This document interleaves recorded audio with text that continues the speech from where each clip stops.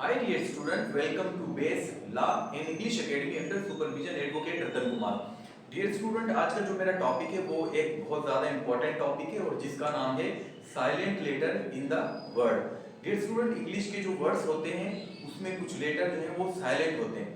तो आज हम उस रूल्स को पढ़ेंगे कि वो लेटर जो है वो क्यों साइलेंट हो जाते हैं। तो डियर स्टूडेंट, आपके सामने कुछ यहाँ पर मैंने वर्ड लिखे हुए हैं बोर्ड पर। अगर आप देखें तो इस वर्ड इन तमाम वर्ड के अंदर लास्ट में जो है आपका वो लेटर बी आ रहा है। तो इसका मतलब ये है कि अगर किसी भी वर्ड के एंड में अगर लेटर बी आ जाए, किसी भी लेटर के एंड में अगर लेटर बी आ जाए और उस बी से पहले अगर एम है, तो डियर स्टूडेंट ये आप बात हमेशा याद रखें कि अगर एंड में बी आए और उससे पहले लेटर हमारा एम हो तो यहाँ पर जो बी है वो अपना साउंड नहीं देगा।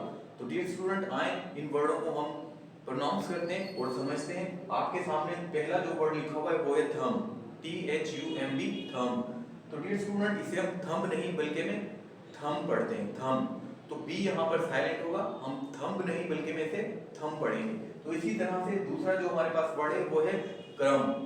क्रम नहीं पढ़ेंगे बल्कि में से हम पढ़ेंगे क्रम, क्रम। तो डियर एम तक इसे पढ़ा जाएगा। तो इसी तरह से टॉम, TOMB।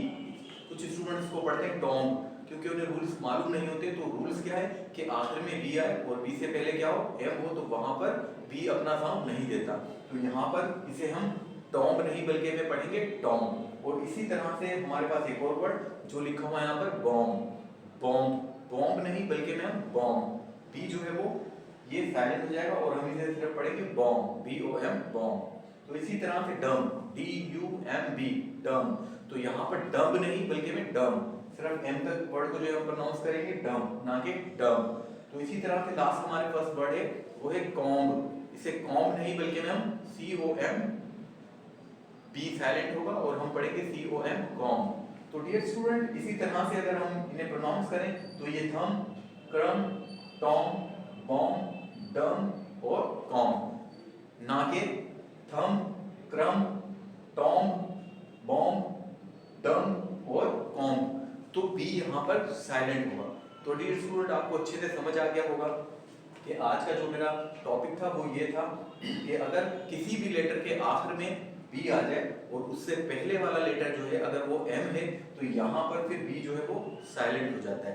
तो डियर स्टूडेंट, इसके बाद मैं एक और रूल आपको पढ़ाऊंगा और उस रूल को भी पढ़कर आपको समझ आएगा कि वो कौन सा रूल है जबकि लेटर जो है वो वर्ड के अंदर साइलेंट हो जाता है।